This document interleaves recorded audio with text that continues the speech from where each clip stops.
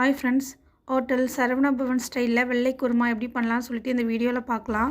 இதுக்கு 1/4 மூடி தேங்காய், கொஞ்சமாக சோம்பு, 2 பச்சை மிளகா, ஊற வச்சுருக்கிற கசகசா, முந்திரி பருப்பு இது நல்லா அரைச்சி எடுத்து வச்சுக்கலாம்.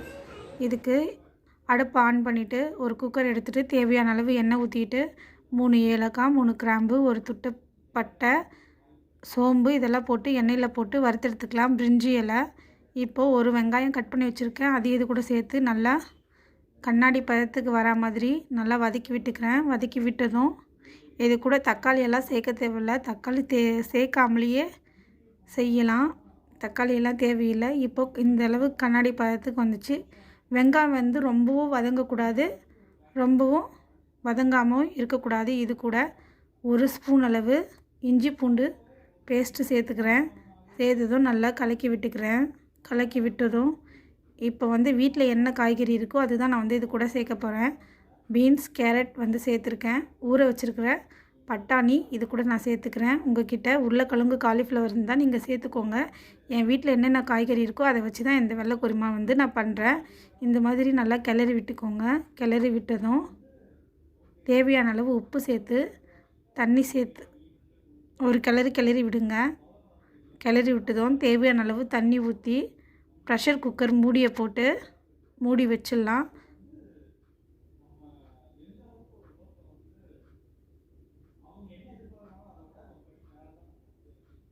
பாருங்கள், இப்போ ஓப்பன் பண்ணி பார்க்குறேன். 3 விசில் விட்டதும் காய்கறியெல்லாம் நல்லா வெந்துருச்சு. இந்த ஸ்டேஜில் வந்து நீங்கள் அரைச்சி வச்சுருக்கிற தேங்காய் விழுதை சேர்த்துக்கலாம்.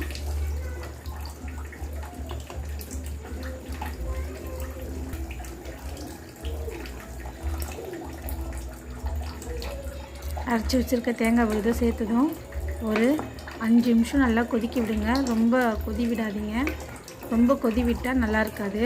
ஒரு 5 நிமிஷம் மட்டும் கொதி விட்டிங்கன்னா போதும். ஃபைனல் ஸ்டேஜாக கொஞ்சமாக கொத்தமல்லி, புதினா இலையை தூவி விடுங்க. அவ்வளோதான் நம்மளுக்கு இப்போது சரவண பவன் ஹோட்டல் ஸ்டைலில் வெள்ளை குருமா ரெடி ஆகிடுச்சு. ஃப்ரெண்ட்ஸ், இதை நீங்களும் ட்ரை பண்ணி பாருங்கள்.